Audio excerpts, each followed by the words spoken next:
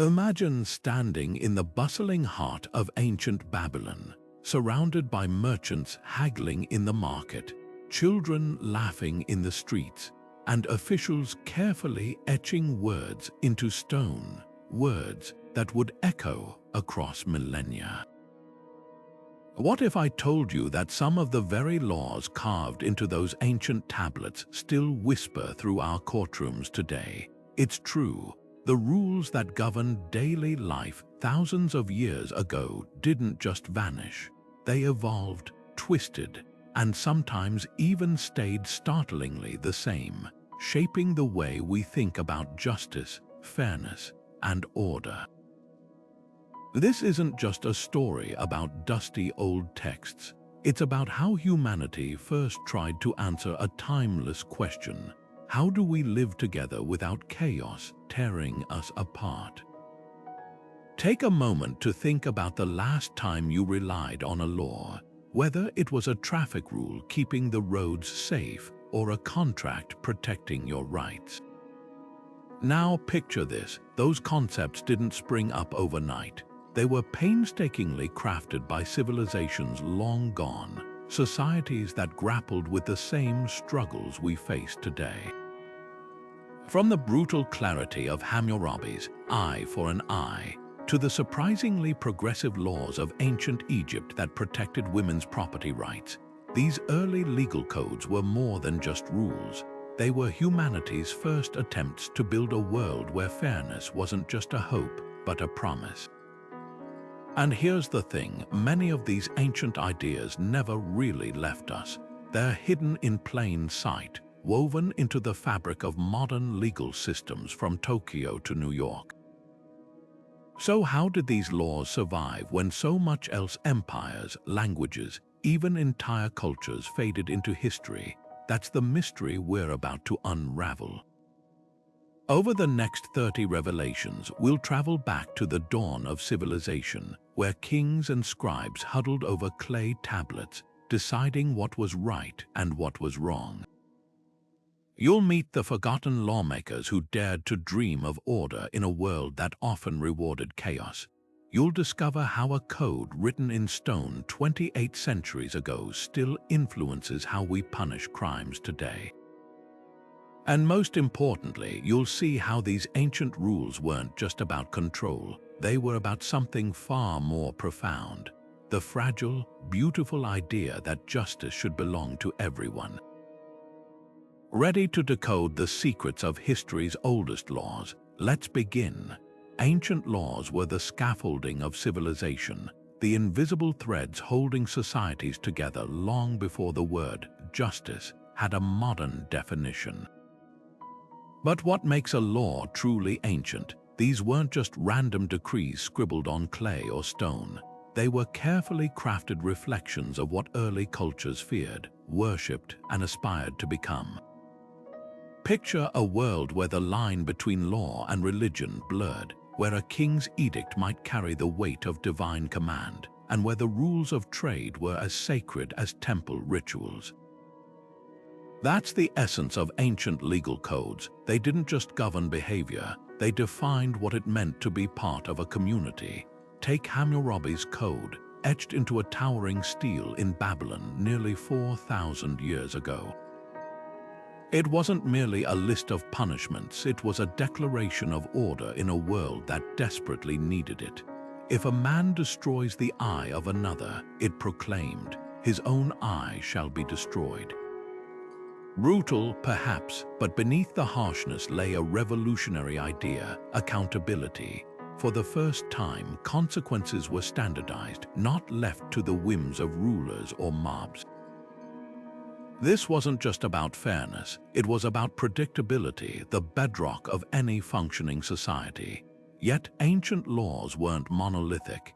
In Egypt, women could own property, initiate divorces, and testify in court rights that would vanish in many later civilizations.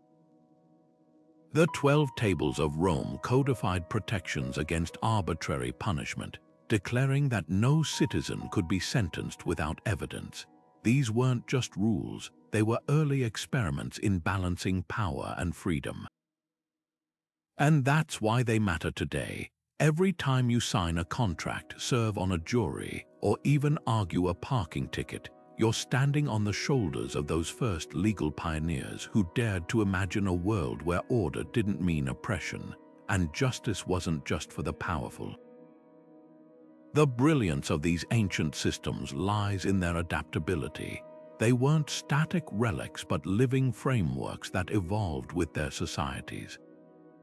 The Code of Ur-Nammu, written 1,000 years before Hammurabi, introduced fines instead of blood vengeance for certain crimes, a staggering leap toward restorative justice.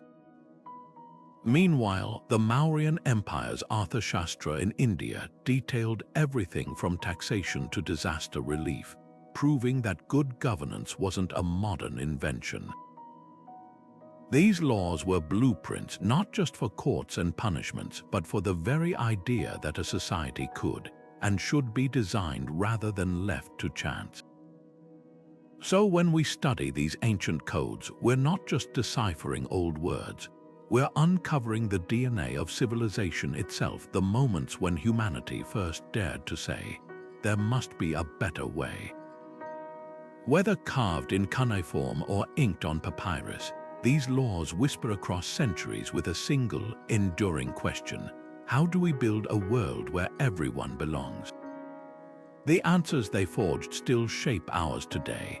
Long before Hammurabi's famous code, another revolutionary legal system was quietly changing the course of human civilization: the Code of Ur-Nammu. Carved into clay tablets in ancient Sumer around 2100 BCE, this remarkable document represents humanity's first known attempt to replace raw vengeance with reasoned justice. Picture the bustling city of Ur, where scribes carefully pressed wedge-shaped marks into wet clay, creating laws that would shock the ancient world with their progressive vision.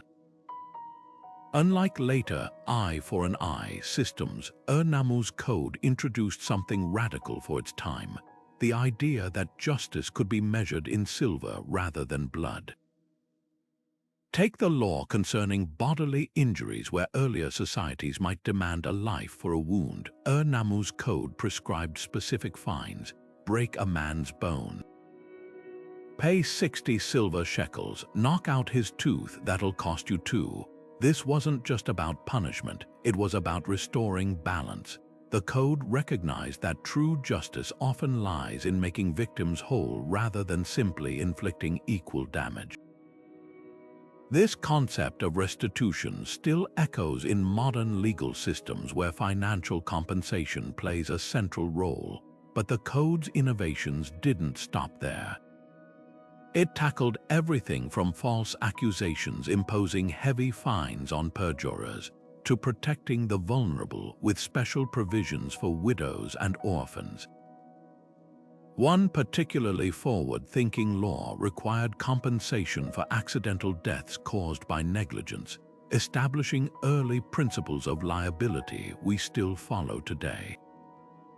Perhaps most strikingly, the code addressed marital rights centuries before other civilizations, allowing women to divorce abusive husbands and take their dowries with them, a startling degree of protection in the ancient world. What makes Ur-Nammu's achievement even more extraordinary is the context. This was a society emerging from the shadows of prehistory, yet its lawmakers understood that civilization thrives not through fear but through fairness. The code structure reveals careful thought organized by the severity of offenses, moving from property disputes to violent crimes, showing an early grasp of legal hierarchy. Though only fragments survive today, these clay tablets whisper a powerful truth. Even 4,000 years ago, humanity was capable of remarkable legal sophistication. The legacy of Ur-Nammu's code ripples through time in ways we might not expect. Its emphasis on proportional punishment influenced later Mesopotamian law, including Hammurabi's more famous code. The very idea that laws should be written and accessible to citizens, revolutionary in an age of arbitrary rule, became foundational to democratic legal systems. Next time you hear about a civil lawsuit or out-of-court settlement, remember, you're witnessing the enduring legacy of an ancient Sumerian king who dared to believe justice could be measured not in violence but in fairness. Nearly 2 centuries before Hammurabi's rise, another groundbreaking legal system was taking shape in the thriving city of Eshnana. Picture this, a bustling Mesopotamian trade hub where merchants from distant lands bartered goods, where farmers brought their harvests to market, and where officials carefully recorded transactions on clay tablets. Into this vibrant world came the laws of Eshnana, a sophisticated legal code that would become humanity's first detailed manual for urban living. What makes these laws so remarkable isn't just their age, but how they tackled problems we still grapple with today: fair wages, responsible ownership, and the delicate balance between commerce and community. Take the law about oxen, for example. If someone's goring ox injured another person, the owner faced serious consequences, not unlike modern laws holding pet owners accountable for their animals' actions. But the Eshnana lawmakers went further, specifying exact fines based on the severity of injuries. A minor wound might cost the owner 10 silver shekels, while a fatal goring carried much heavier penalties. This wasn't just about punishment. It was about creating incentives for responsible ownership, a concept that still underpins liability laws worldwide. The code's economic regulations reveal an equally sophisticated understanding of commerce.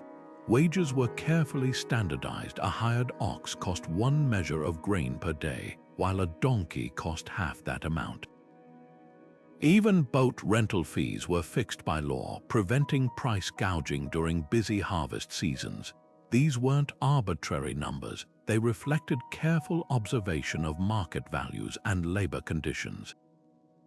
The laws also protected workers, requiring prompt payment of wages, a surprisingly modern concern in a world often romanticized as primitive.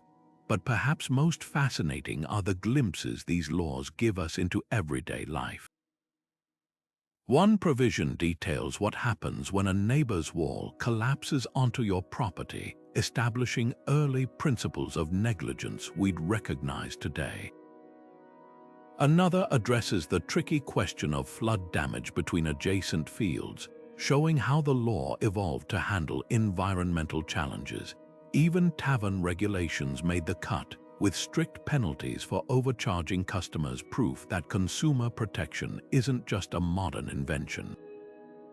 What truly sets Eshnana's laws apart is their practicality. Unlike later codes filled with dramatic eye for an eye justice, these rules focused on keeping society running smoothly. They recognized that civilization thrives when people can trust fair prices, rely on responsible neighbors, and expect compensation for harm. When you look at modern small claims court or regulatory agencies, you're seeing the distant legacy of these ancient Mesopotamian problem solvers.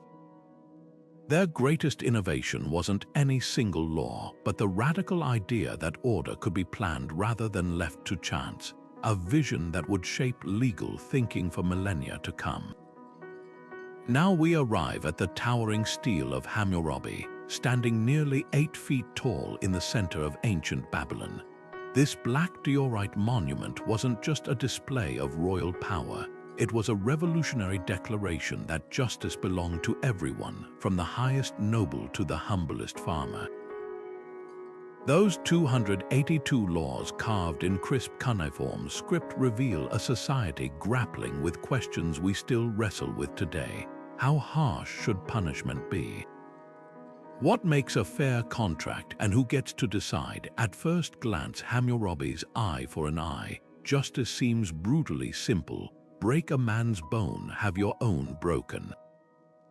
Cause a house to collapse, be put to death if the owner dies. But look closer, and you'll find surprising nuance. The code distinguished between intentional harm and accidents. A builder whose shoddy work killed someone faced execution, while one whose house collapsed due to bad materials only paid for repairs. This wasn't mindless vengeance, it was carefully calibrated accountability. What truly set Hammurabi apart was his insistence on evidence. No one could be convicted of sorcery without witnesses. False accusers faced the punishment their targets would have suffered. Even slaves had rights. They could marry free citizens and keep their earnings. The code's famous proportionality, a measure for measure, created predictable consequences in a world where rulers often acted on whim. Merchants especially benefited from clear rules about loans, interest rates, and honest weights, foundations of commerce we still rely on. But perhaps Hammurabi's greatest innovation was publicity. By engraving laws in stone and placing them in public squares, he ensured everyone knew the rules, a radical transparency in an age of arbitrary power. That stele wasn't just a legal document, it was a social contract carved in stone declaring that no one, not even the king, stood above the law. The code's influence stretches far beyond Babylon. You can hear its echoes in the biblical eye for eye principle, in Roman law's focus on evidence, even in modern tort systems that tie damages to actual harm. Next time you serve on a jury or read a contract's fine print, you're participating in a legal tradition Hammurabi helped launch nearly 4,000 years ago. His stele may now sit in a museum, but its principles still walk our courtrooms today. As we move forward in time, another groundbreaking legal system merges divine authority with earthly justice in ways that would reshape civilization's foundations. The Hittite laws reveal a legal system far ahead of its time, one that traded brutality for pragmatism in ways that still surprise modern scholars. Picture the rugged highlands of ancient Anatolia around 1650 BCE, where the Hittite Empire stretched its influence across trade routes and battlefields. Unlike their Mesopotamian neighbors, the Hittite lawmakers approached justice with a remarkable preference for fines over floggings, compensation over executions. Where Hammurabi's code might demand a limb for a limb, the Hittites calculated offenses in silver shekels and barley. Break a man's arm, that'll cost you 6 shekels. Accidentally kill someone during a brawl, pay 4 people's worth of compensation to the family. This wasn't just leniency, it was a sophisticated recognition that societies heal better through restitution than retaliation. Dig deeper into these laws and you'll find startlingly modern concerns. Inheritance disputes. The Hittites had clear rules ensuring daughters could inherit if there were no sons, a radical departure from male-dominated norms elsewhere. Labor rights. They specified fair wages for professions ranging from blacksmiths to weavers, with penalties for employers who withheld pay. Even animal welfare made the list, with fines for overworking oxen. What emerges isn't just a legal code, but a mirror reflecting a complex, nuanced society where commerce, agriculture, and craftsmanship thrived under predictable rules. The real brilliance of the Hittite system lay in its adaptability. Laws varied by region. Mountain villages had different fines than river valleys, showing an early understanding that one size rarely fits all. Certain offenses could be settled by swearing oaths before gods, blending legal and spiritual authority, but perhaps most telling are the amendments. Later versions of the code reduced penalties further, suggesting a society gradually favoring rehabilitation over retribution. When a Hittite scribe added, "If anyone harms another, let him make it right," he captured an ethos we'd recognize today: justice as repair, not revenge. This legal philosophy didn't emerge in a vacuum. The Hittites, positioned at the crossroads of empires, absorbed ideas from Babylon to Egypt, then refined them into something distinct. Their laws protected foreign merchants, encouraged honest trade, and even addressed medical malpractice. If a surgeon's negligence killed a patient, his hands were spared, but he paid dearly in silver. Such provisions reveal a civilization balancing harsh realities with pragmatic mercy, where economic stability mattered as much as abstract justice. What makes these laws truly timeless is their underlying principle, proportionality. The Hittites understood that the punishment should fit not just the crime but the context. A stolen ox meant more to a subsistence farmer than a noble, so fines scaled accordingly. Compare this to modern sliding scale fines or restorative justice programs, and you'll realize how deeply this ancient idea resonates. The Hittite Empire eventually crumbled, but its legal innovations emphasizing fairness over force, adaptation over dogma, whisper through courtrooms even now, reminding us that the best laws don't just control people, they serve them. From this pragmatic legal tradition, we turn to a system where divine will and human justice became inseparable, a framework not carved in stone, but woven into the fabric of daily spirituality. The Ten Commandments weren't just rules for worship, they were revolutionary legal principles carved onto stone tablets around 1300 BCE, reshaping how an entire civilization defined right and wrong. Imagine the scene at Mount Sinai, former slaves freshly liberated from Egypt, receiving a code that would bind them together not through force, but through shared moral conviction. You shall not murder, you shall not steal, you shall not bear false witness. These weren't merely religious instructions, they became the ethical DNA of ancient Israel's legal system, and eventually much of the Western world. What sets the commandments apart from earlier codes is their dual nature. They governed both a person's relationship with the divine and their obligations to neighbors. While Hammurabi's laws focused on punishments, these 10 simple prohibitions aimed to prevent harm before it happened. Take the injunction against false testimony. This became the bedrock of evidentiary standards, ensuring truth mattered in legal proceedings millennia before modern perjury laws. The commandment against theft didn't specify penalties. It planted the idea that property rights were sacred, a concept that would evolve into everything from contract law to intellectual property protections. But the commandment's brilliance lay in their adaptability. Unlike rigid royal decrees, these principles could be applied to new situations as society evolved. The ban on coveting, for example, addressed the root of conflicts before they escalated into violence or theft, an early recognition that laws should shape hearts, not just actions. This ethical framework proved so durable that it influenced Roman jurisprudence, medieval legal systems, and even the foundational documents of modern democracies. When the U.S. Constitution's framers debated the importance of oaths in court, they were unconsciously echoing Sinai's demand for truthful testimony.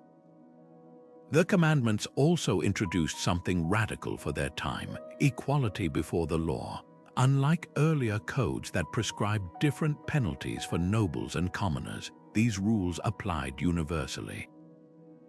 You shall not murder protected every life equally, whether king or farmer. This idea that fundamental rights shouldn't depend on status would take centuries to fully blossom, but its seed was planted here. Even today, when judges cite moral principles in landmark rulings, they're channeling this ancient fusion of ethics and jurisprudence. From the rocky slopes of Sinai, our journey now turns eastward to a land where harmony, not commandments, shaped the legal landscape, an empire that believed laws should flow from nature's wisdom rather than divine decree.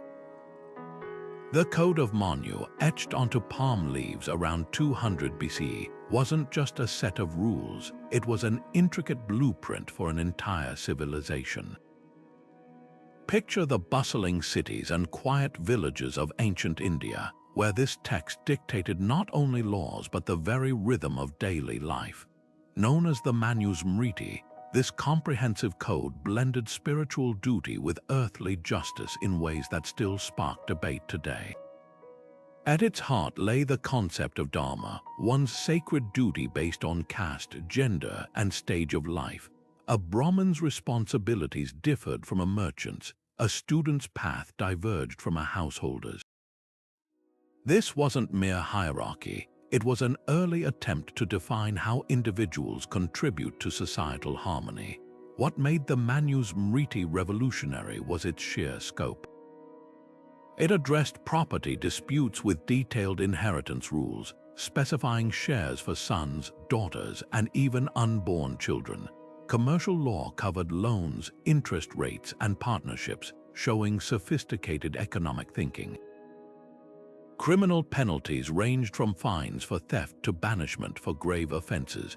With intriguing exceptions, a starving man who stole food faced only minor reprimand, recognizing necessity over malice.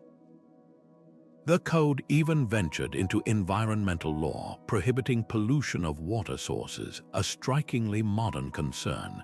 Yet the text's treatment of caste and gender reveals its time-bound limitations. While it systematized justice for its era, some provisions now seem jarringly unequal.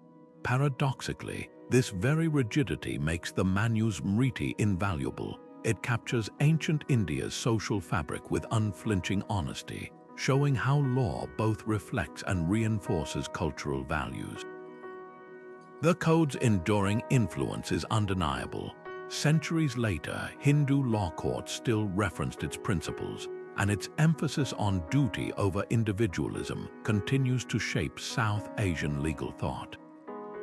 Beyond its controversies, the Manusmriti's genius lay in its holistic vision.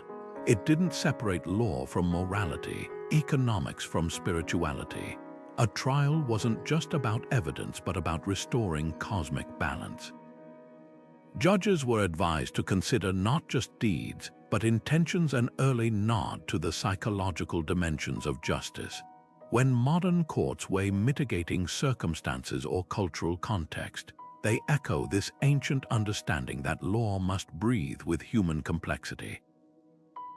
From the Ganges plain, we now journey westward, where a different legal revolution was brewing, one that would trade divine mandate for human reason, as Athens became the laboratory of democracy.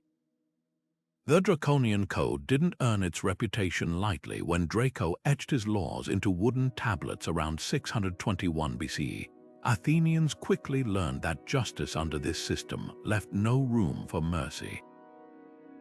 Picture a city teetering between chaos and order, where noble families had long settled disputes through feuds and favoritism.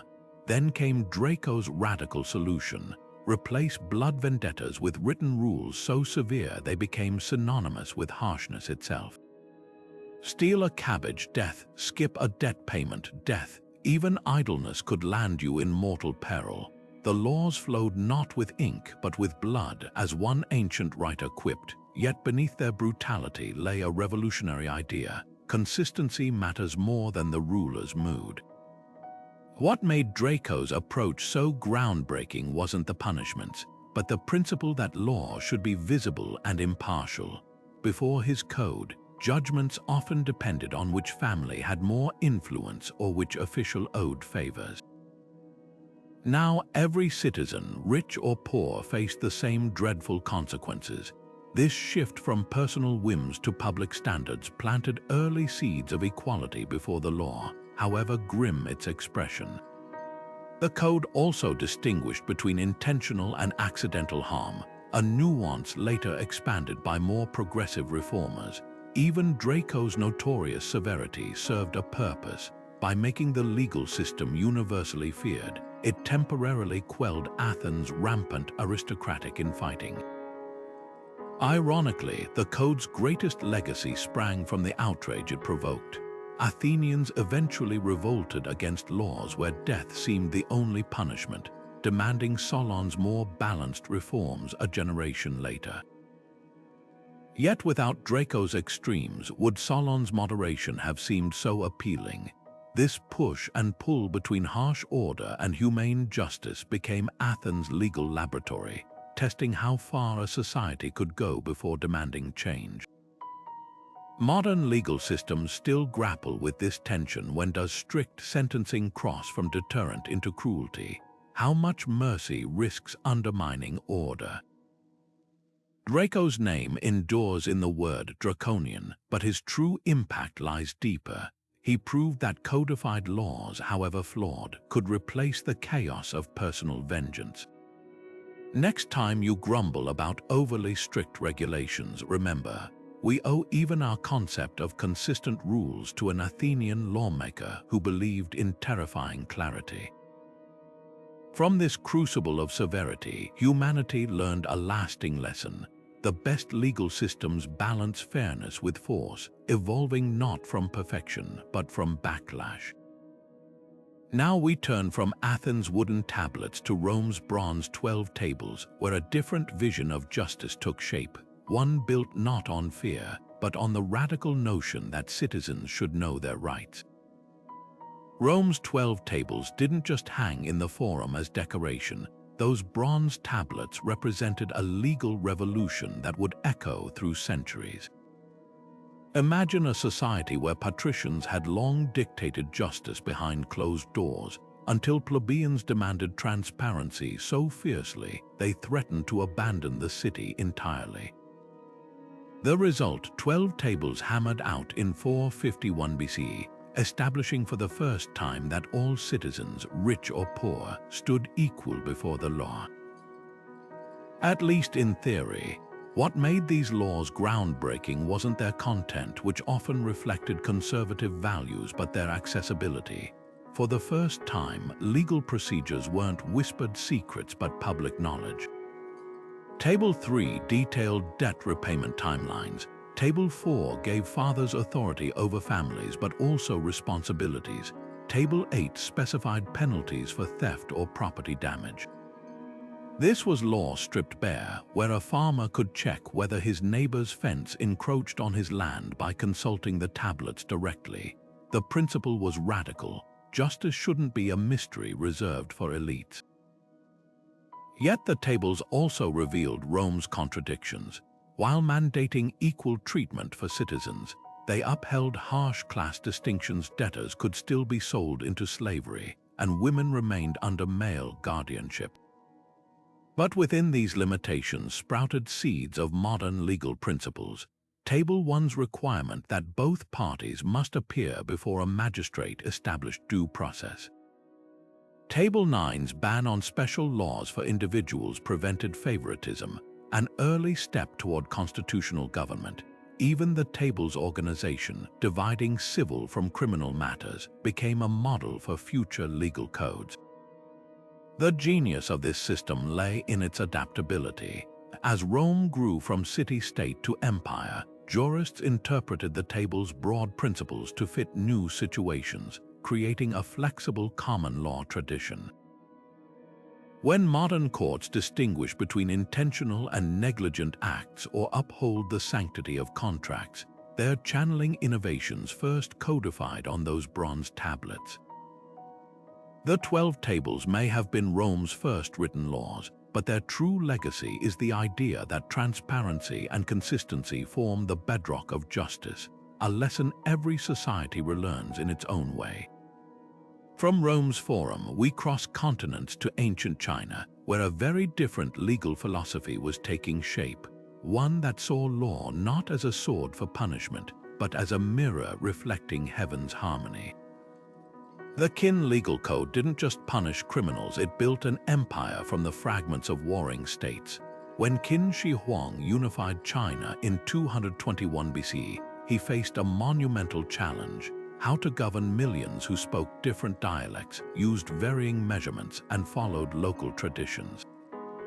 His solution was as ruthless as it was effective: a legal system where order trumped mercy, and standardization became the ultimate weapon of control. Picture teams of officials fanning out across the new empire, carrying not just swords but bamboo slips inscribed with uniform laws, replacing centuries of regional customs with one unyielding standard. At its core, the Qin Code operated on a simple but terrifying principle: collective responsibility.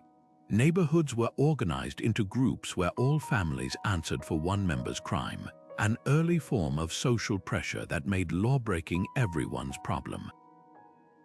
Petty theft might mean hard labor on the Great Wall, while more serious offenses led to mutilation or death. But what truly set this system apart wasn't its brutality, it was the meticulous bureaucracy behind it. Every aspect of life became regulated, from the width of cart axles to ensure road compatibility, to standardized weights for fair trade. Even the writing system was unified, allowing laws to be disseminated clearly across thousands of miles. The code's obsession with efficiency birthed innovations we still use today. Officials underwent rigorous testing, an early civil service exam system, and were required to document everything in triplicate. Taxes, census data, and legal cases were recorded with such precision that modern archaeologists can reconstruct daily life from surviving bamboo records.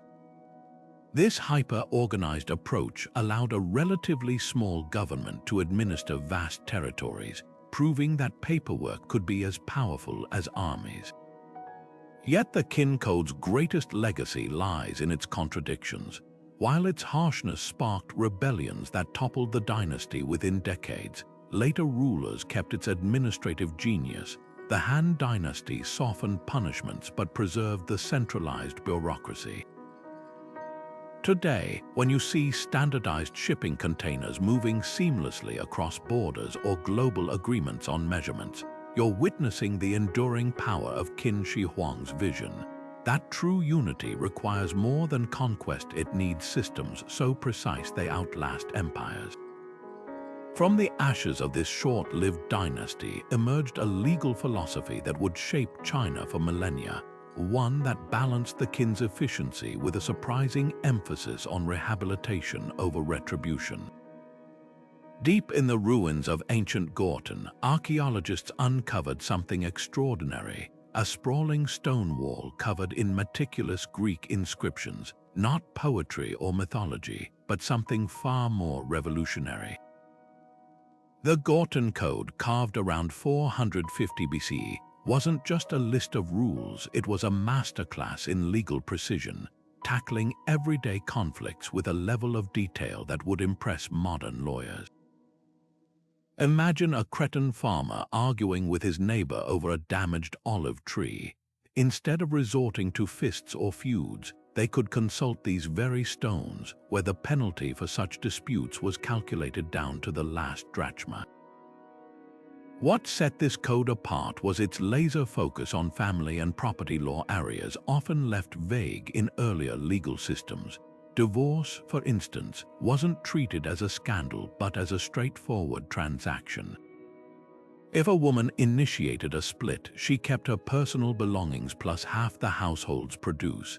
If her husband was at fault, she walked away with everything plus damages. These weren't arbitrary decisions, they reflected a society that valued economic stability as much as marital bonds. Even inheritance followed clear rules, with daughters inheriting alongside sons if no male heirs existed, a progressive stance in the ancient world. The code's obsession with detail extended to seemingly minor infractions. Accidentally break a neighbor's fence, the fine depended on whether it was made of wood or stone. Steal someone's beehive, pay 5 staters per hive plus compensation for lost honey.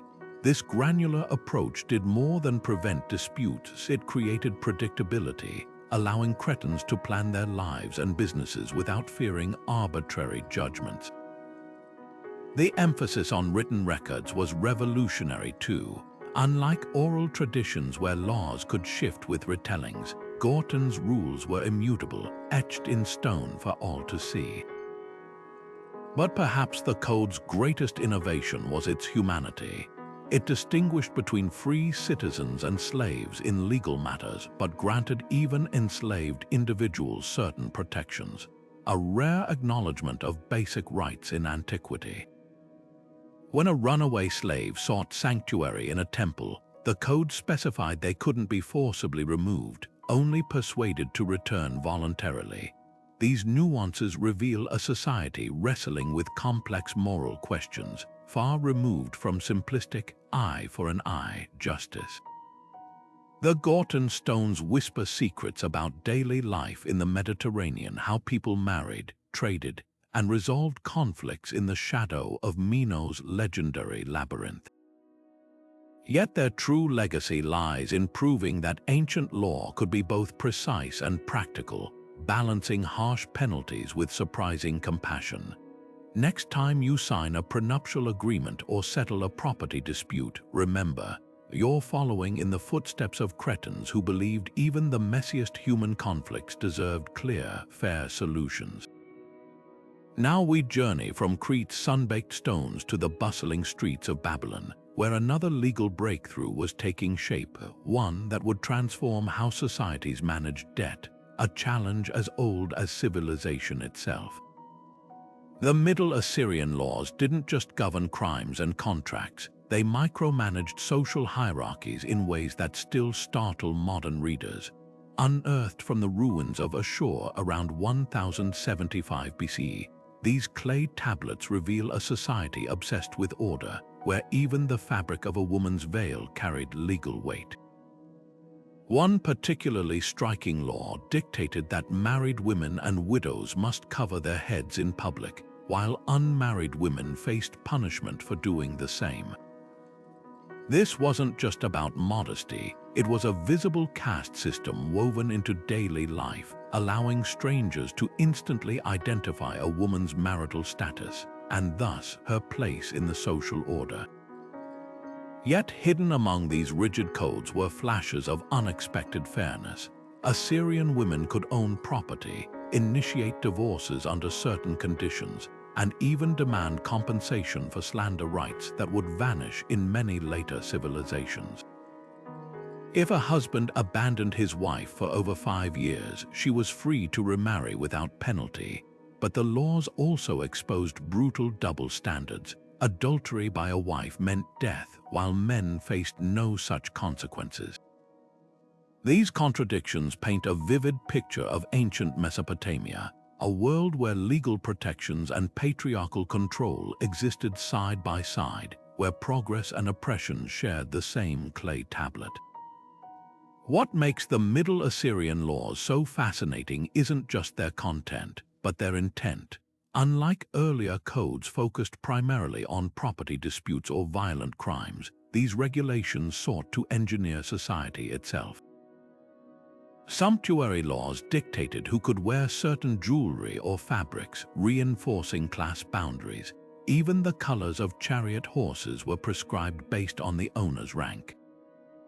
This was law as social architecture, carefully crafting hierarchies that everyone could see and no one could ignore. The code's treatment of assault reveals another layer of sophistication. Penalties varied not just by injury but by the victim's status. Strike a noblewoman, lose a finger; hit a commoner's wife, pay a fine in lead instead of silver. This sliding scale of justice acknowledged societal stratification while still providing some recourse for the powerless, a system both merciless and oddly pragmatic.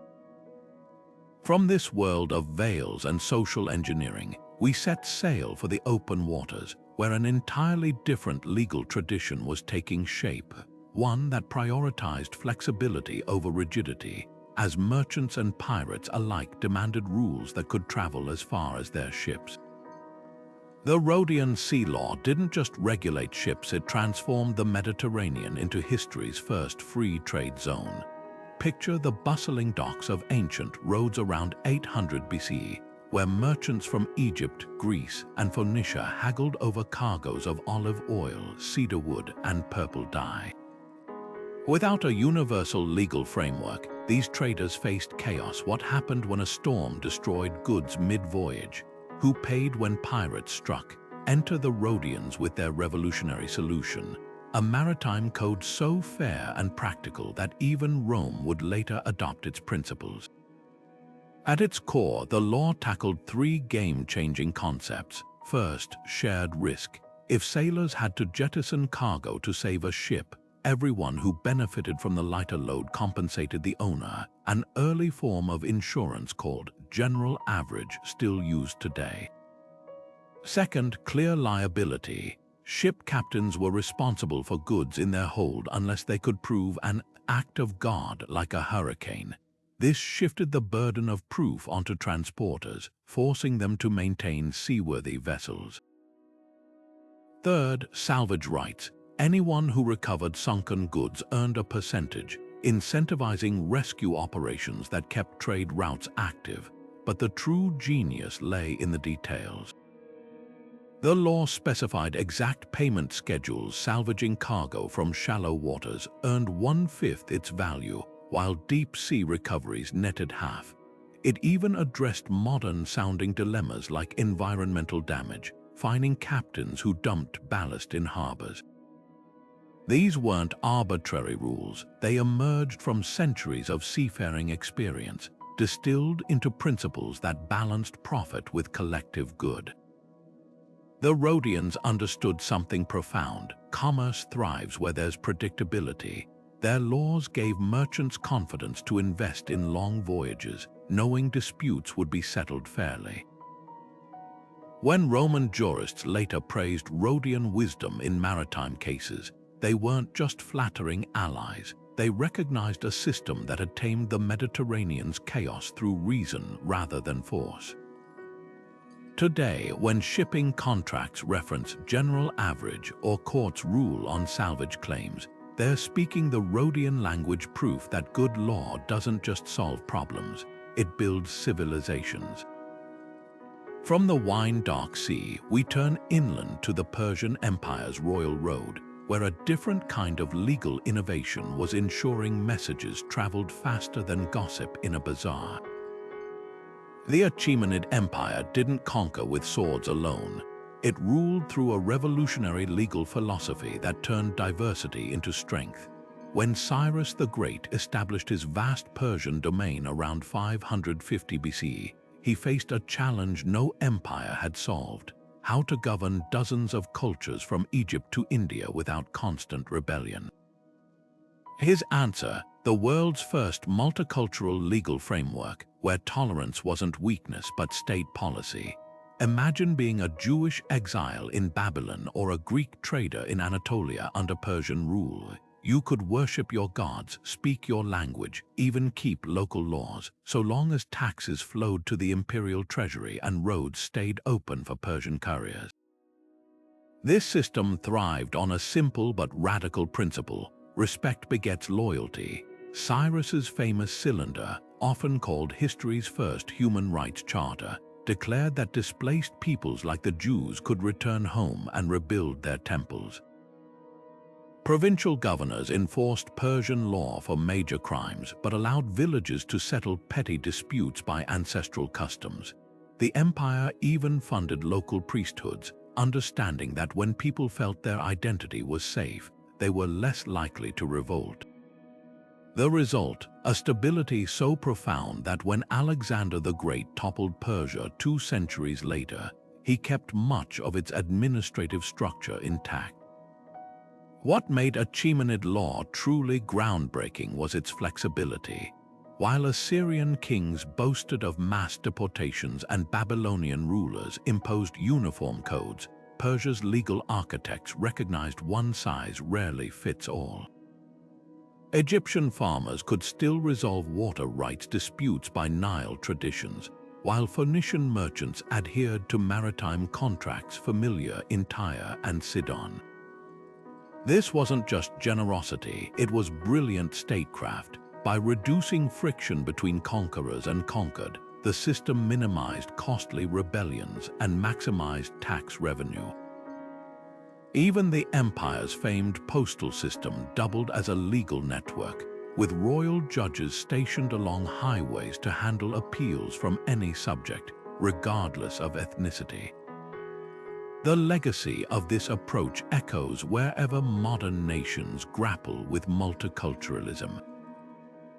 From Switzerland's cantonal system to India's personal laws for different religions, the challenge remains the same: how much unity is needed for order, and how much diversity for harmony. Persia's answer, centralized power with decentralized daily governance, proved so effective that Rome later borrowed its model. Next time you hear debates about states' rights or local autonomy, remember, you're witnessing the latest chapter in a legal experiment that began when Cyrus realized empires crumble when they try to erase what makes people unique.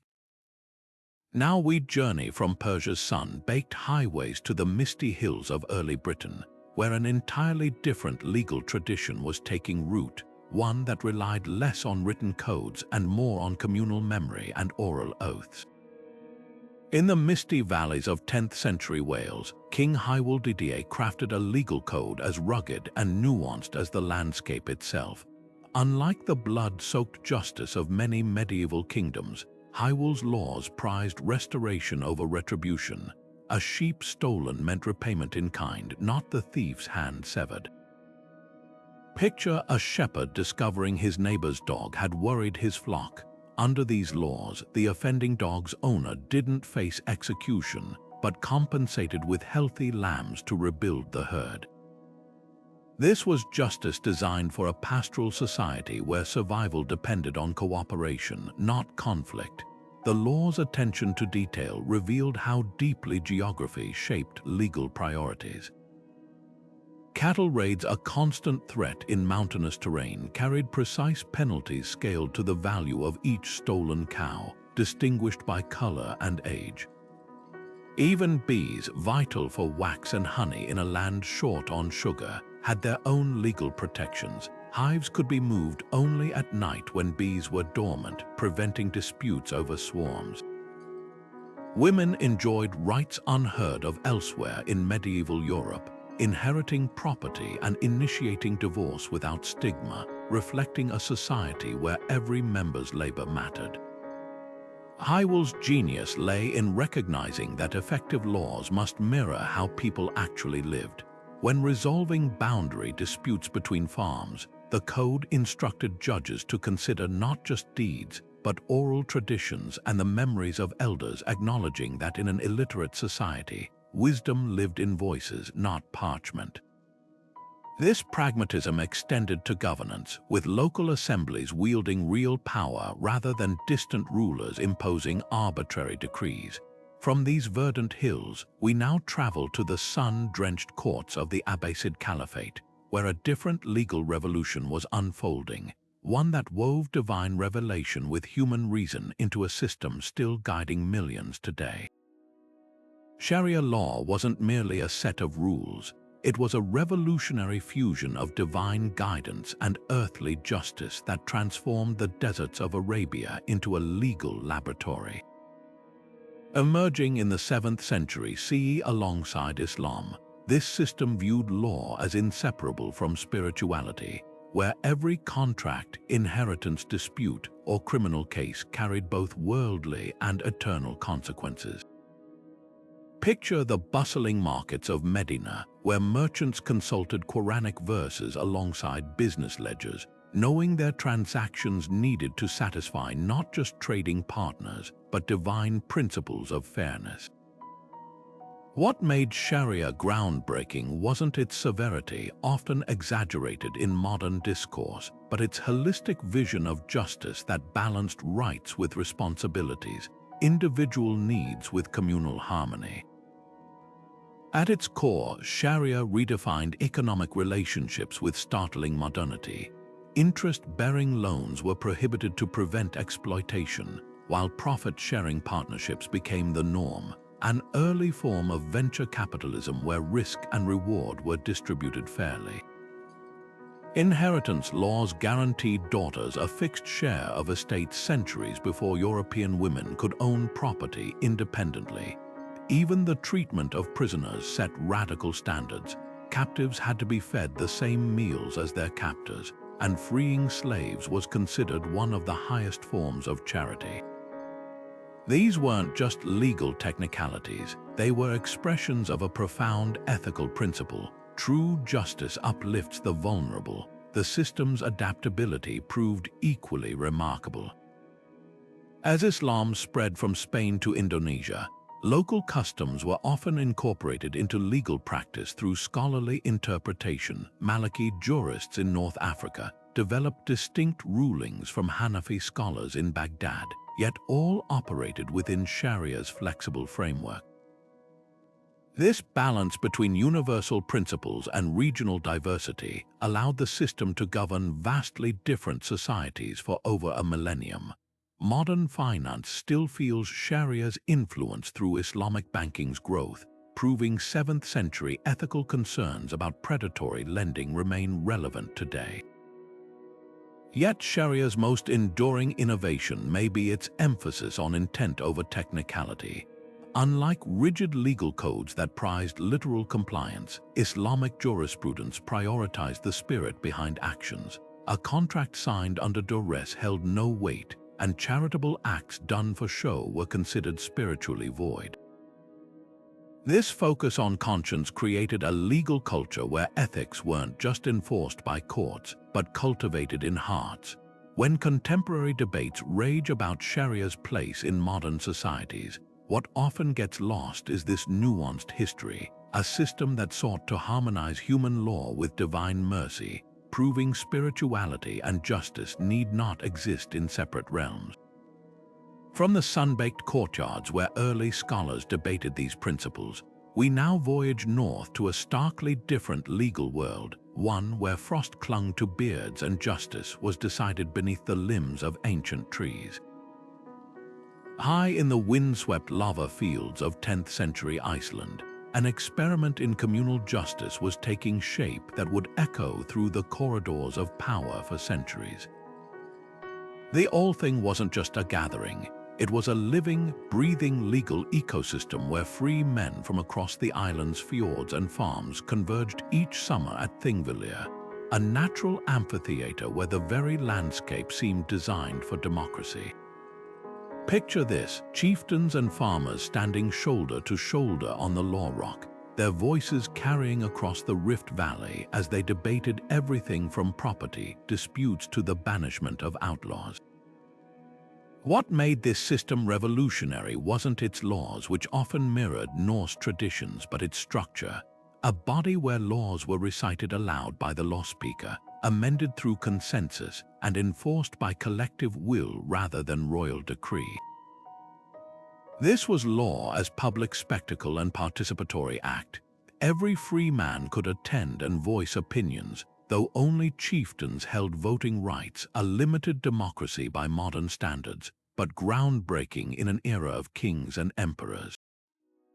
The All-Thing's genius lay in its dual role as both legislature and court. Cases were heard in the open air, with witnesses testifying before panels of judges selected from each district. Murderers faced outlawry rather than execution, effectively banishing them to the wilderness where survival itself became the sentence. Even marriage contracts were publicly recorded, blending personal matters with communal oversight in ways that gave Icelandic women surprising legal agency for the time. But the All-Thing's true legacy was its recognition that law flourishes when rooted in collective ownership. Without a standing army or police force, compliance depended on social pressure and the threat of ostracism, a system where reputation carried more weight than swords. When modern parliaments convene or juries deliberate, they're channeling this ancient Nordic belief that justice works best when the governed help shape its rules. Now we journey south to the sun-baked plains of Africa, where an equally innovative legal tradition was taking shape, one that wove law into the very fabric of kinship and oral tradition. Beneath the shade of ancient baobab trees in 13th century Mali, a revolutionary legal charter took root, one that saw human society and the natural world as inseparable. The Kuraukan Fauga, proclaimed in 1235 CE under Emperor Sundiata Keita, wasn't just a constitution, it was a masterclass in balancing civilization with ecology.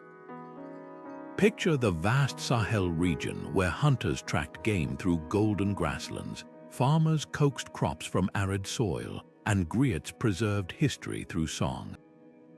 This legal framework didn't merely assign rights, it wove every profession into a tapestry of mutual responsibility, recognizing that survival depended on respecting nature's rhythms as much as human ambition. What set the Kuraukenfauga apart was its visionary environmental clauses. Hunters, revered as guardians of the wild, were granted special privileges but also strict quotas to prevent overharvesting. Farmers received fertile lands but had to leave corridors for wildlife migration. Even the sacred role of blacksmiths came with obligations. Their forges couldn't deplete forests without replanting. These weren't arbitrary rules, they reflected deep ecological wisdom honed over generations in a fragile ecosystem. Modern conservationists would recognize principles we now call sustainable development, embedded in Malian law 8 centuries ago. The code's social innovations were equally striking. Artisans formed guilds with standardized wages, ensuring fair compensation without exploitative competition. Disputes between ethnic groups were mediated by designated peacekeepers, fostering unity in Africa's most diverse empire. Women's roles received explicit protections. Mothers could pass property to daughters, and domestic abuse carried severe penalties.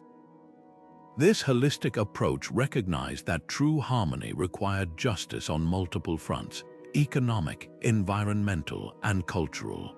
Yet the Kuraukenfauga's brilliance lay in its flexibility. Unlike rigid European legal systems of the same era, it allowed villages to adapt clauses to local conditions while upholding core principles. Oral historians known as jelly-ensured laws were remembered and reinterpreted across generations, proving that legal traditions needn't be written to be enduring. When drought struck or new trade routes emerged, the system evolved without losing its ethical foundation, a lesson modern lawmakers grappling with climate change might well heed. From this African model of integrated justice, we cross the Atlantic to a legal tradition equally attuned to nature's laws, one where decisions were made not under baobabs, but amidst the towering pines of the Haudenosaunee Confederacy. The Great Law of Peace wasn't just a constitution, it was a visionary blueprint for harmony that transformed warring nations into a powerful alliance. In the dense forests of what's now upstate New York, 5 and later 6 Haudenosaunee nations gathered around the Tree of Peace in 1142 CE, burying their weapons beneath its roots. This wasn't merely a truce, it was the birth of a sophisticated governance system where decisions required unanimous consent. Women held veto power over war declarations, and leaders were chosen by clan mothers. Picture a society where every voice mattered, where leaders could be removed for failing their duties, and where sustainability was woven into law. Hunting grounds were protected, and future generations' needs were weighed in every major decision. What made this system revolutionary was its blend of autonomy and unity. Each nation, Mohawk, Oneida, Onondaga, Cayuga, Seneca, and later Tuscarora, retained self-governance but sent representatives to a grand council where consensus ruled. Disputes were settled through elaborate mediation rather than force, with wampum belts serving as both diplomatic records and symbols of truth. Women's influence extended beyond politics. They controlled land allocation and food distribution, ensuring balance in a society where resources were communal. The law's environmental clauses were equally progressive. Clear-cutting forests was forbidden, and hunters had to express gratitude for each animal taken, reflecting a profound respect for nature's reciprocity. The Great Law's legacy echoes far beyond Haudenosaunee territory. When Benjamin Franklin studied its principles in the 1750s, he found inspiration for colonial unity against British rule. The Confederacy's federal structure, local autonomy under collective security, directly influenced the U.S. Articles of Confederation, even today when the U. N seeks consensus or activists demand ecological protections. They're unknowingly channeling this ancient indigenous wisdom, the most enduring lesson.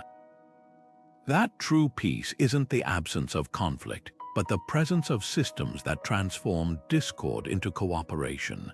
Now we cross the Atlantic to a world where lawbooks were illuminated with gold leaf and justice was dispensed in cathedral shadows, a medieval European code that traded consensus for divine authority.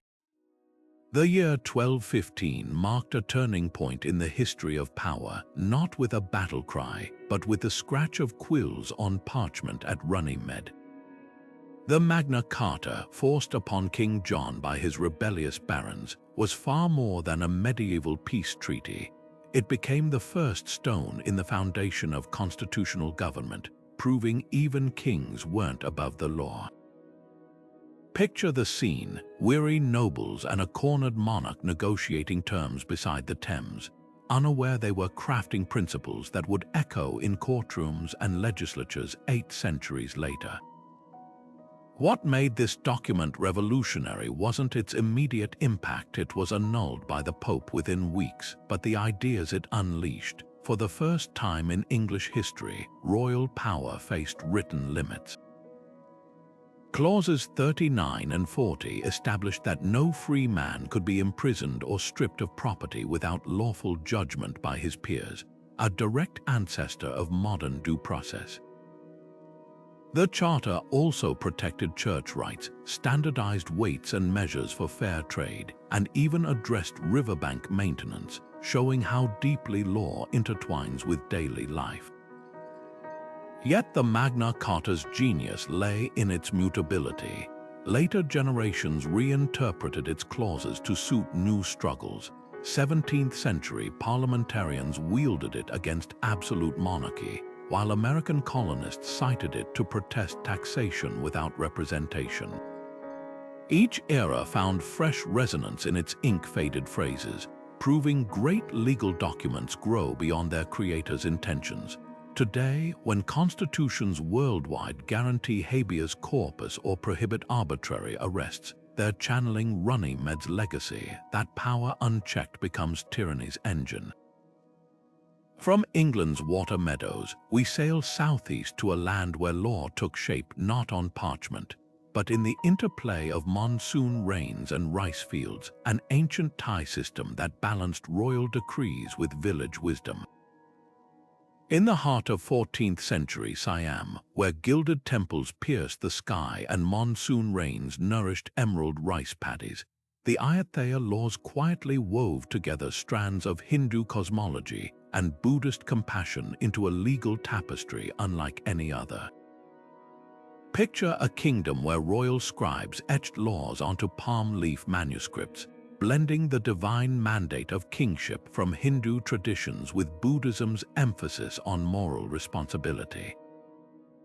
When King Ramathabodhi I established this code in 1351 CE, he wasn't just creating rules, he was engineering a society where spiritual ideals and earthly governance became inseparable. Land disputes, for instance, weren't settled by brute force but through intricate protocols honoring both individual rights and communal harmony. A farmer contesting a boundary might present his case before village elders who referenced laws steeped in Dharma, the cosmic principle of balance. Even royal succession followed surprising rules. Queens could hold significant advisory roles, and adopted heirs gained equal standing with biological sons, reflecting Buddhism's inclusive ethos. The code's meticulous attention to commerce revealed its sophistication. Merchants paid standardized tariffs based on precise measurements of boat sizes, while contracts included clauses for monsoons delaying shipments, proving ancient lawmakers understood trade's unpredictable nature. What set Ayutthaya apart was how law mirrored the natural world. Statutes regulated canal maintenance to prevent flooding, recognizing that water management was everyone's responsibility. Penalties for environmental harm carried spiritual weight, framing ecological negligence as a karmic offense. This wasn't just legislation. It was a philosophy of interdependence where justice meant preserving balance between people, rulers, and the land itself. The code's legacy lingers in modern Thailand's blend of royal authority and grassroots dispute resolution, showing how ancient legal alchemy, mixing imported ideas with local wisdom, can forge enduring stability. As we cross the Pacific once more, another legal tradition awaits discovery, one where justice flowed not from kings or scriptures, but from the collective wisdom of elders gathered beneath towering ceiba trees. High in the Andes, where thin air makes every step labor and terraced fields cling to mountainsides like stairways to the clouds, the Inca Empire engineered a legal revolution not with parchment and ink, but with knotted quipu cords and collective effort. The mita system wasn't just a tax or a labor draft. It was the heartbeat of a civilization that viewed work as sacred reciprocity. Imagine a world where every family contributed days of service to build roads, maintain storehouses, or farm state lands, and in return received food security, infrastructure, and protection. This wasn't oppression, it was a social contract woven into the fabric of daily life, where the empire's astonishing productivity sprang from mutual obligation rather than coercion. What set mita apart was its precision. Communities divided labor by household, rotating tasks so no single family bore disproportionate burdens. Young men might spend months maintaining the empire's legendary highway system, those 25,000 miles of roads that connected mountaintop citadels to coastal temples, while women wove textiles for state warehouses. Even the elderly and disabled contributed by minding children or crafting tools. In exchange, the state provided what no individual village could: emergency grain stores during droughts, military defense against invaders, and monumental projects like Machu Picchu that united scattered peoples under a shared identity. The system's brilliance lay in its flexibility. During planting or harvest seasons, labor demands shifted to prioritize agriculture.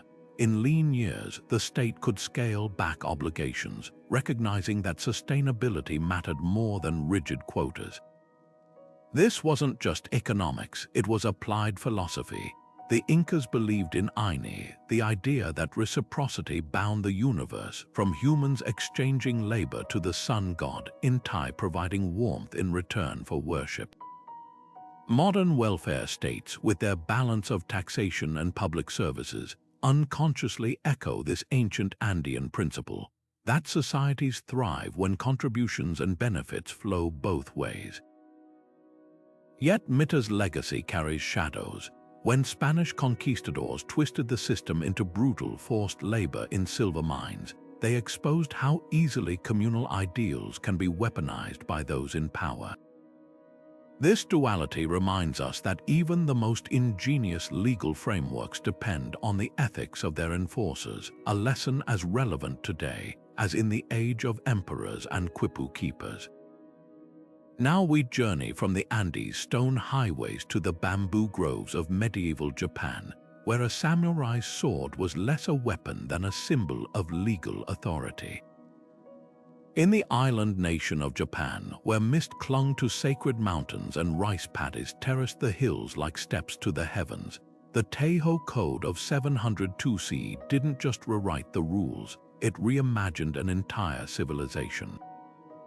Picture envoys returning from Tang China's dazzling courts, their minds brimming with bureaucratic innovations, only to face a crucial question: how could these foreign legal principles take root in Japan's unique soil? The answer became one of history's most striking examples of legal adaptation, not blind imitation, but thoughtful reinvention. Where Chinese law emphasized centralized imperial authority, the Teiho Code preserved local clan structures while grafting onto them a new system of provincial governance. Villages kept their traditions, but now reported to centrally appointed officials who collected taxes in measured amounts of rice, silk, and labor, a system so efficient it funded Japan's first permanent capital at Nara.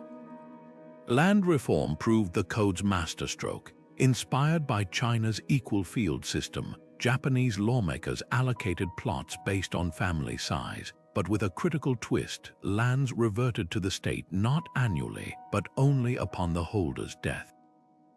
This simple change stabilized rural life, allowing farmers to invest in orchards and irrigation without fear of sudden redistribution. The code's intricate household registers, documenting every birth and death, weren't just bureaucratic exercises, they were tools to prevent aristocratic land grabs, ensuring even minor children retained inheritance rights. Women could own and inherit property independently, a right that would gradually erode in later feudal periods but reflected the relatively egalitarian norms of early Japanese society. What truly set the Teiho Code apart was its blending of imported structure with indigenous spirit. Chinese legalist principles met Shinto reverence for ritual purity. Officials facing ceremonial duties abstained from meat and mourning practices to maintain spiritual cleanliness. The code established Japan's first university to train bureaucrats in Confucian classics, yet its criminal statutes prescribed fines rather than corporal punishment, reflecting local distaste for bodily mutilation. Even the rhythm of governance adapted to the archipelago's seasons, with tax collection timed after autumn harvests when granaries overflowed. This legal hybrid's legacy endures in modern Japan's balance of global influence and cultural distinctiveness. Just as 8th century lawmakers carefully filtered Chinese models through a Japanese lens, later generations would adapt Western legal frameworks while preserving core social values. The Teiho Code reminds us that the most enduring legal systems aren't those imposed from outside, but those thoughtfully transplanted, pruned to fit new ground yet still bearing fruit centuries later. From Japan's orderly rice paddies, we voyage across the Pacific's endless blue to a world where law wasn't written on paper, but woven into the very currents of the ocean.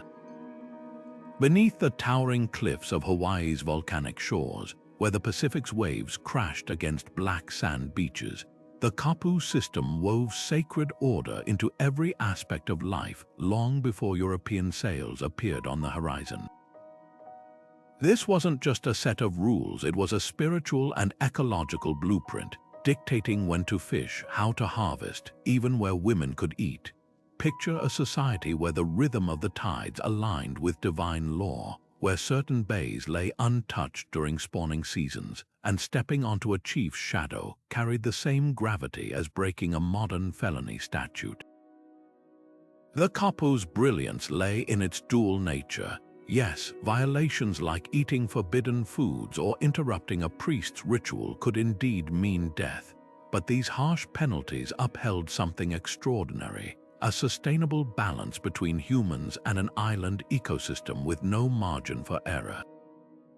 Take the moon-driven fishing cycles. Certain fish species were strictly off-limits during breeding months, enforced by temple priests who monitored the seas with the precision of modern ecologists. Violators faced execution, but the result was thriving fisheries that fed generations. Forests followed similar rules. Cutting down a breadfruit tree without permission wasn't just theft, it was an affront to the gods who provided its bounty. This wasn't superstition, it was ancient resource management disguised as religion. The Kapu system recognized something modern environmental laws still struggle with, that people obey rules more consistently when they're tied to deep cultural beliefs rather than bureaucratic fines. Social hierarchy operated under the same sacred logic. Commoners prostrated before chiefs not just out of fear, but because chiefs embodied the spiritual link between land and people. Women dining separately from men wasn't oppression in this context. It upheld the belief that gender energies, like ocean currents, needed careful channeling to maintain harmony. Even the harshest Kapu carried ecological wisdom, the death penalty for stepping on the king's shadow that protected fragile grasslands around royal residences from overuse. preserving them as natural buffers against erosion. What makes the Kapu system so revelatory is how it fused the practical and the profound. When Captain Cook's crew broke taboos by taking sacred firewood, they weren't just offending priests. They were disrupting a delicate system that had sustained Hawaii's isolation for centuries. Modern conservationists now study these ancient protocols, realizing that today's climate crises demand more than scientific data. They require the kind of cultural reverence the Kapu system mastered. The lesson lingers like volcanic fog. Laws survive not when they're feared, but when they're felt as sacred. Now we turn from the Pacific's azure waters to the golden savannas of West Africa, where another legal tradition blended spirituality with sustainability, one that governed empires while honoring the delicate balance between human ambition and nature's limits. High in the rugged mountains of 15th century Albania, where stone towers stood as both homes and fortresses, the canon of Lekadukagini wasn't just a legal code, it was the backbone of an entire way of life. Picture a world where a man's word carried the weight of law, where hospitality to strangers was sacred, and where a single insult could ignite generations of blood feuds. This intricate system, passed down orally long before being written, governed everything from property disputes to marriage negotiations with astonishing precision. Break a promise, the canon specified exact reparations, often measured in livestock or silver. Accidentally kill a neighbor's goat during a hunt. The penalty wasn't just replacement, it included a formal apology ceremony to restore communal harmony. What made the canon extraordinary was its dual nature, brutally strict in matters of honor, yet remarkably flexible in daily affairs. Blood feuds, or jijakmaja, followed elaborate rules. Women, children, and guests were off limits, and temporary truces allowed farming during harvest seasons. But the code also mandated that no traveler could be turned away from a home, requiring hosts to shelter even sworn enemies for 3 days and nights. This blend of vengeance and virtue created a society where personal honor wasn't just about pride. It was the glue holding communities together in the absence of centralized authority. The canon's endurance reveals law's power to shape identity. Even under Ottoman rule, when foreign judges presided in cities, mountain villages clung to these customs for 5 centuries. Modern mediators still reference its principles when resolving disputes in rural Albania, proving that legal traditions outlast empires when they're woven into cultural DNA. From Albania's stone towers, we cross oceans to a civilization where justice flowed not from mountain chieftains, but from the halls of floating palaces, the Aztecs, whose legal system matched their imperial ambition. The gleaming canals of Tenochtitlan reflected more than just pyramids and market stalls. They mirrored a legal system as intricate as the Aztec Empire itself. By 1428 CE, this island city had codified laws so precise that a merchant could dispute the quality of cacao beans before specialized judges, while noblemen faced execution for public drunkenness just like commoners. Imagine the scene: scribes painting legal precedents in vivid glyphs, market inspectors ensuring fair weights and measures, and swift penalties for theft in the bustling Tillate Lolko market, where 20,000 traders gathered daily. What made Aztec justice remarkable wasn't just its severity, but its sophistication, a blend of draconian punishment and nuanced protections that kept an empire of 5 million running smoothly. At the heart of this system lay the concept of Tetsahuatl divine awe. Laws weren't mere rules but sacred covenants maintaining cosmic order. Stealing maize during a famine wasn't just a crime, it risked angering the gods who sustained agriculture. This spiritual dimension gave Aztec law teeth. Adulterers were stoned, corrupt officials skinned alive, and even nobles couldn't escape punishment for assaulting commoners. Yet beneath the brutality thrived surprising fairness. Land disputes between villages were settled by impartial judges from distant regions, preventing local bias. Merchants enjoyed special courts recognizing trade's complexities, while slaves, though bound, could own property and buy their freedom, a flexibility unheard of in contemporary Europe. The Aztecs understood law's dual role, to terrify and to protect. Their meticulous market regulations standardized measures for gold dust, strict quality control for quetzal feathers, built trust across an empire stretching from coast to jungle. Farmers knew stolen crops meant death, but also that their terraces were legally protected from noble encroachment. This balance between fear and security created a society where, as one Spanish chronicler grudgingly admitted, a purse of gold could sit untouched in a crowded plaza for days. From the floating gardens of Tenochtitlan, we now journey to the snowy forests of medieval Kievan Rus, where law took shape not in stone courts, but in the whispered customs of village elders. Deep in the snowy forests of medieval Kievan Rus, where Viking longships sailed the Dnieper River and Slavic tribes gathered in bustling trade towns, the Russkaya Pravda emerged as more than just a legal code. It was a cultural bridge carved into birch bark.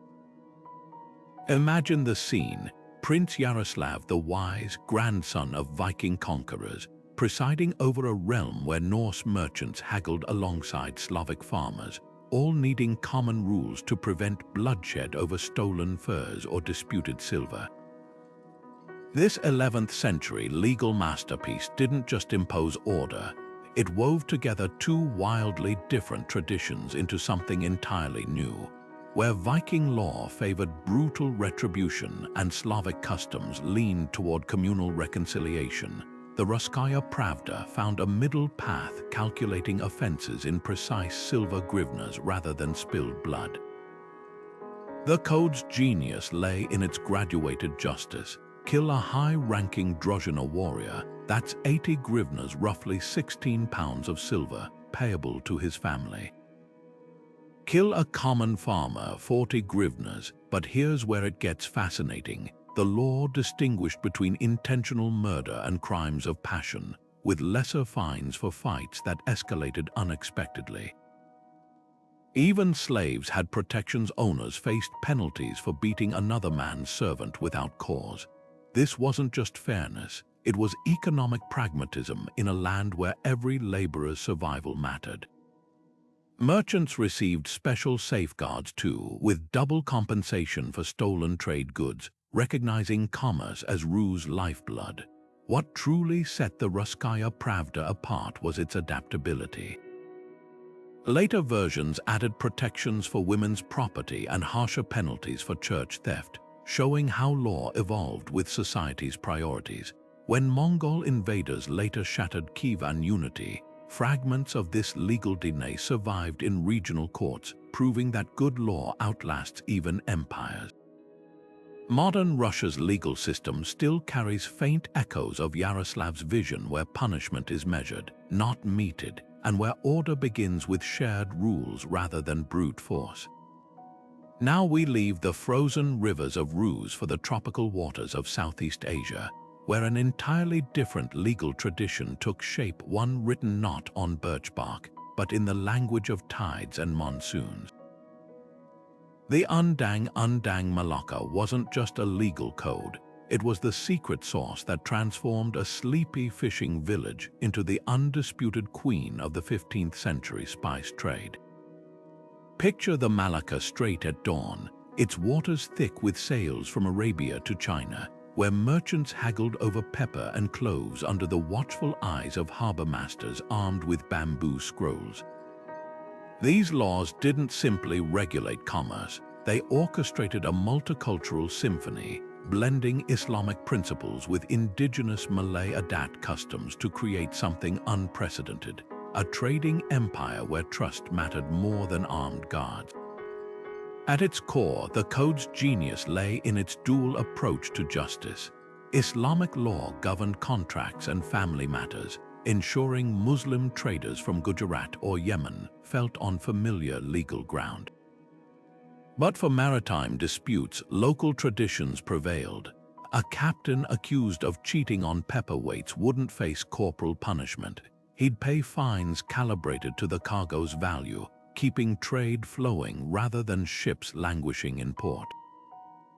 The laws even standardized measurements. The kati weight and depar arm length became universal across the strait, preventing arguments over silk lengths or sandalwood bundles. Piracy, the ever-present threat to Malacca's prosperity, met with inventive solutions. Instead of summary executions, captured raiders faced forced labor, repurposing their nautical skills to strengthen the Sultanate's navy.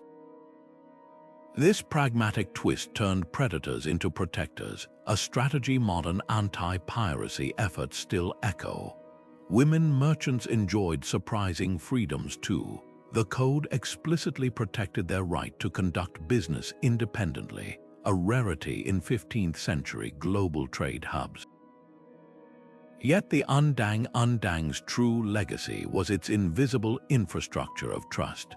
By creating predictable consequences for broken contracts or stolen goods, it gave merchants from distant lands confidence to trade without constant fear of swindles.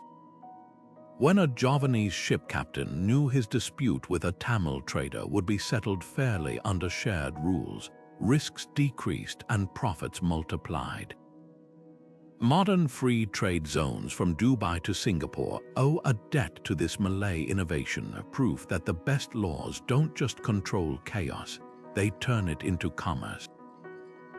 From these spice-scented docks, we now voyage across the Pacific to where legal traditions took shape not in bustling ports, but in the quiet councils of longhouses, where justice flowed like salmon runs, following nature's rhythms rather than merchant ledgers.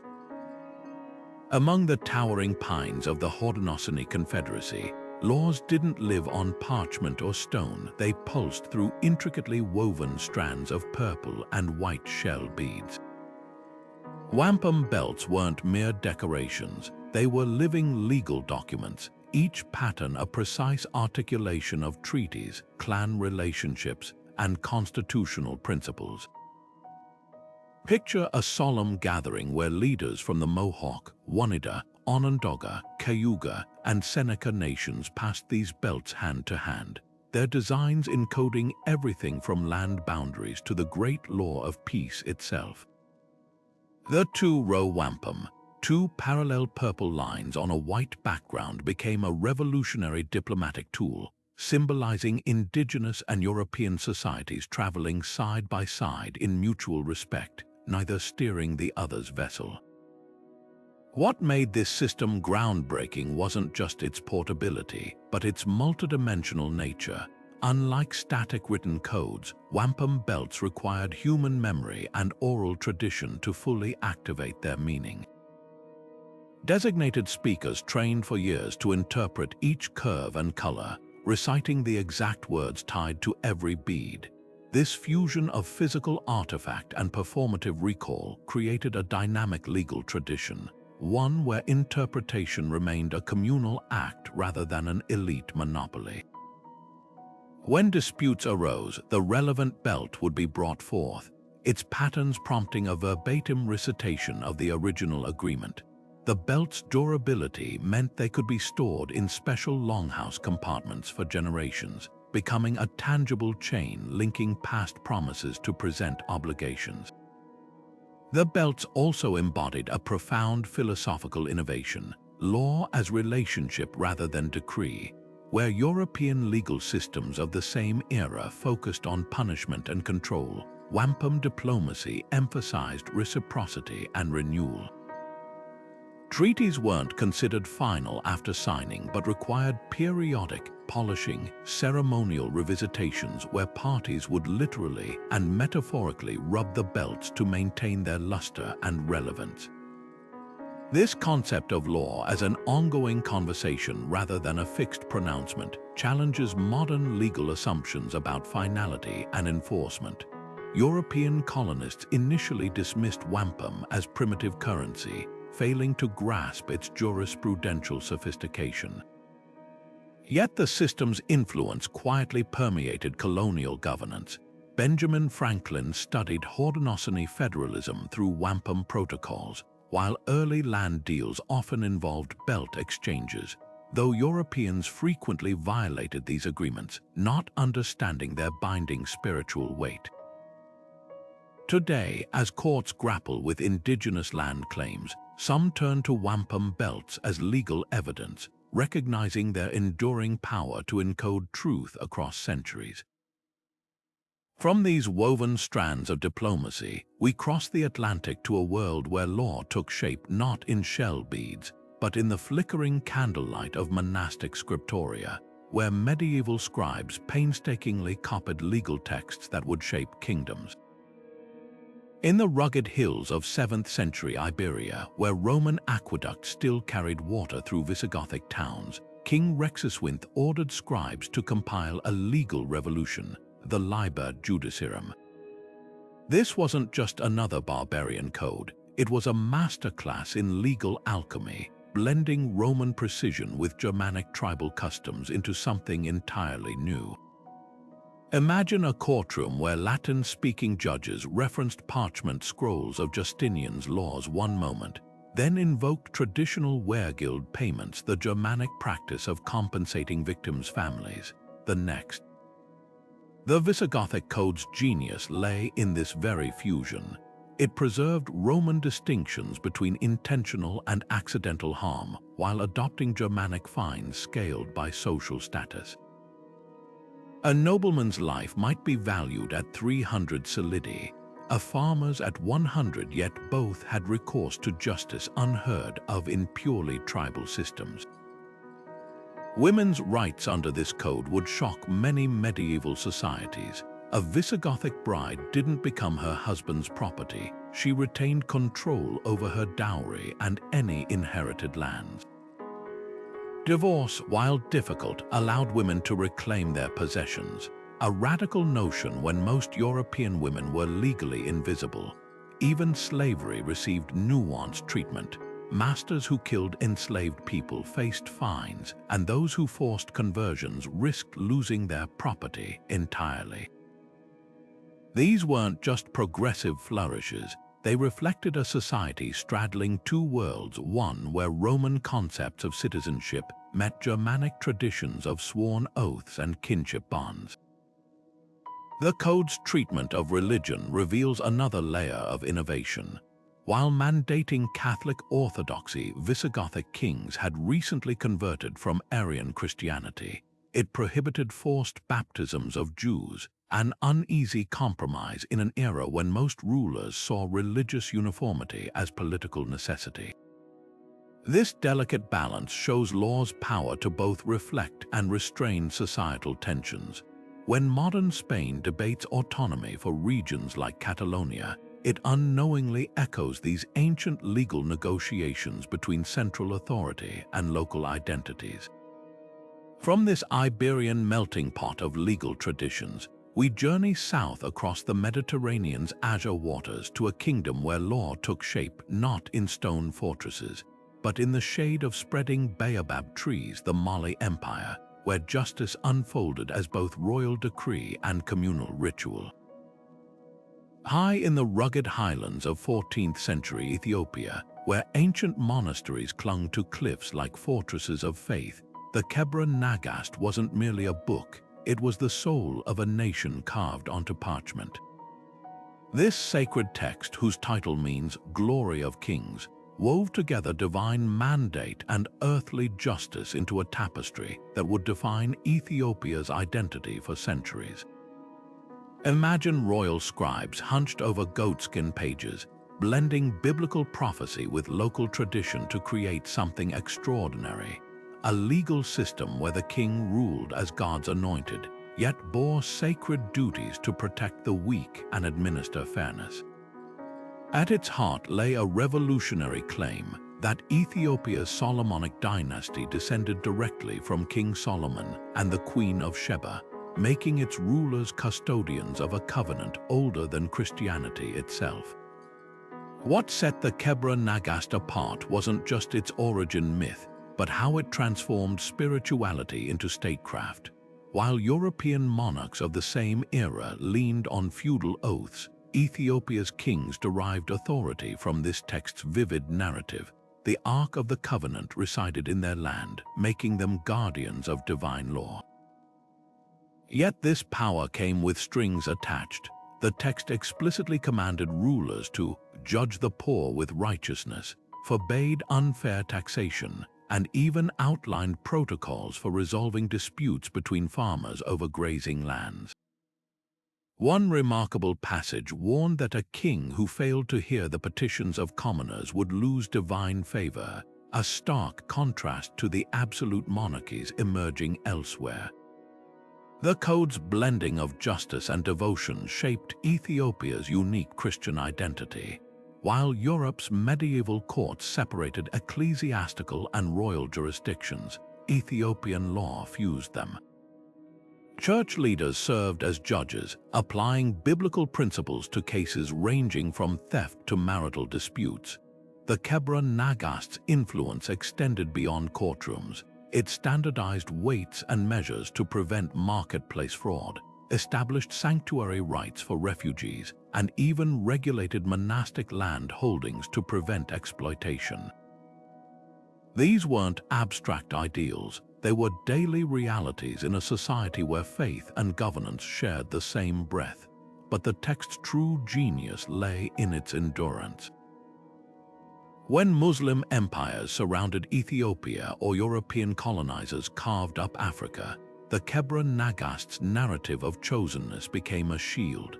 It wasn't just a legal code, it was a declaration of independence written in scripture and statute.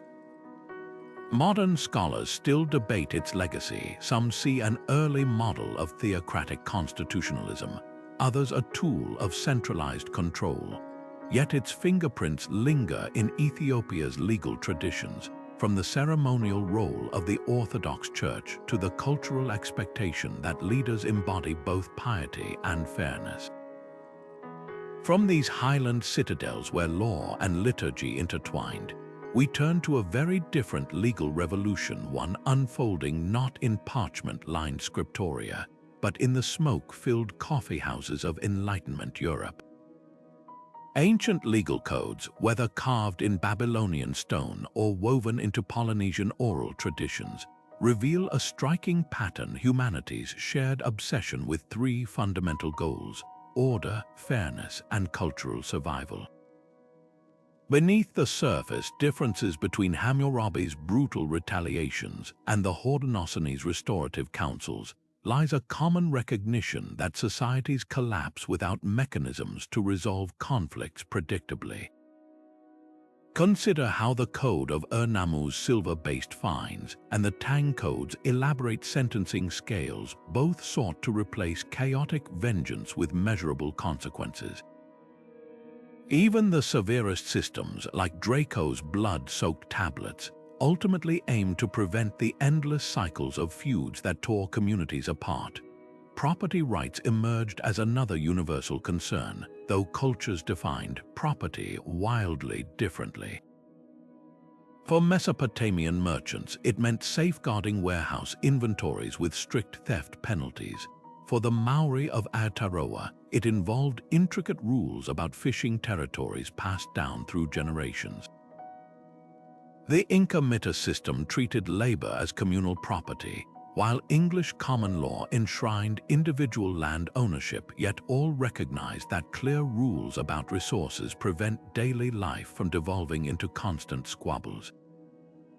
This explains why ancient lawmakers from Malacca to Memphis spent inordinate time standardizing weights, documenting sales, and arbitrating boundary disputes, the mundane grease that kept economic wheels turning. Power balancing acts surface repeatedly across civilizations. The 12 Tables curbed patrician whims, just as Sundiata Keita's Mali Empire required nobles to submit to environmental regulations. Even authoritarian systems like kin legalism understood that unchecked elite corruption destabilized regimes, hence their obsessive monitoring of provincial officials.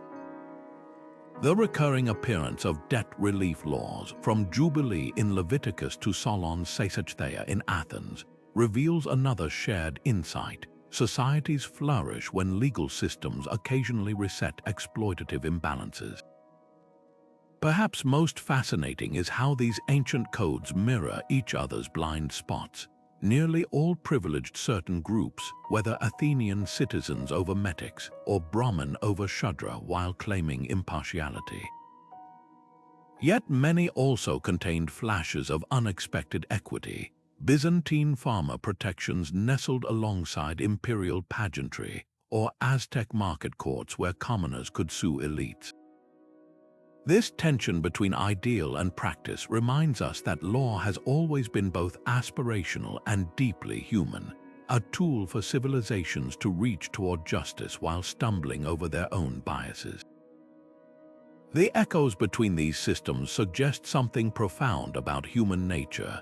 Separated by continents and centuries, unknown to one another, cultures kept rediscovering similar solutions: fines calibrated to harm, public proceedings to ensure transparency, distinctions between intent and accident.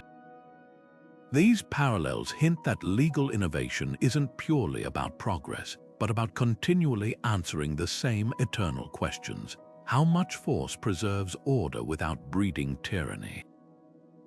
What makes punishment just? When does custom bend to changing times? The answers varied, but the dilemmas remained eerily familiar. Modern legal theorists might be surprised to find their hottest debates anticipated in crumbling cuneiform tablets. Restorative justice advocates would recognize their philosophy in Native American talking circles. Law and economics scholars would nod at Babylonian damage calculators. This continuity reminds us that while technology accelerates, humanity's core challenges and our best responses often move at the pace of centuries. When a judge today weighs a defendant's circumstances or a legislature debates wealth inequality, they're participating in a conversation as old as civilization itself, proving that good law transcends time periods to address timeless human needs. From the earliest etchings in Sumerian clay to the grand proclamations of medieval monarchs, these 30 ancient legal codes reveal something profound about humanity: our relentless pursuit of order in a chaotic world, and our imperfect yet enduring quest for fairness. The Code of Ur-Nammu introduced fines over blood feuds 28 centuries before modern tort systems. The Tang Code meticulously scaled punishments to circumstances in ways that foreshadowed sentencing guidelines. The Great Law of Peace wove environmental stewardship into governance long before climate laws existed. These weren't just rules, they were cultural DNA blueprints for how societies defined right and wrong, balancing individual freedoms with collective needs. What's astonishing isn't how different these ancient systems were, but how often they converged on similar solutions across continents and eras. The Rhodian Sea Law's maritime insurance principles mirror the shared liability in Andean Mitta labor systems. The 12 Tables' protections against arbitrary punishment find echoes in the Kebra Nagast's warnings to Ethiopian kings about hearing commoners' petitions. Whether carved in stone, knotted into quipu cords, or woven into wampum belts, legal innovation kept bubbling up independently, proof that certain human dilemmas transcend time and geography. These codes also expose our ancestors' blind spots with uncomfortable clarity. For every progressive Hammurabi clause protecting widows, there were Assyrian laws policing women's veils. The canon's blood feuds coexisted with its sacred hospitality traditions, just as the Magna Carta's due process clauses ignored serfs. Yet even flawed systems carried flashes of brilliance, like the Aztec market courts where commoners could challenge nobles, or the Malacca Maritime Code that standardized measures across civilizations. As we grapple with AI governance, climate justice, and digital privacy, these ancient frameworks offer unexpected wisdom. The Hittite sliding scale finds teach us about proportional consequences. The Kapu system's ecological taboos reveal how culture can enforce sustainability better than penalties alone. When modern judges consider intent or legislatures debate wealth inequality, they're participating in a dialogue as old as Ur-Nammu's scribes. Which of these ancient innovations resonates most in today's world? Perhaps it's the way the 12 Tables made laws public to prevent elite manipulation, a principle now fundamental to democratic transparency. Or maybe the Incas understanding that labor obligations must flex with harvest seasons, foreshadowing modern work-life balance debates. Whatever lesson strikes you, one truth endures. Law isn't just about control, but about continually reimagining how we might live together better. The next time you sign a contract, serve on a jury, or even settle a neighborhood dispute, remember, you're standing on the shoulders of forgotten lawmakers who turned raw human conflict into civilization's scaffolding. Their clay tablets and oral traditions built the foundation for everything from constitutions to trade agreements. And as new challenges emerge, that 4,000-year conversation between order and justice continues, now with your voice added to the chorus. Keep questioning, keep learning, and most of all, keep shaping the laws that will one day become someone else's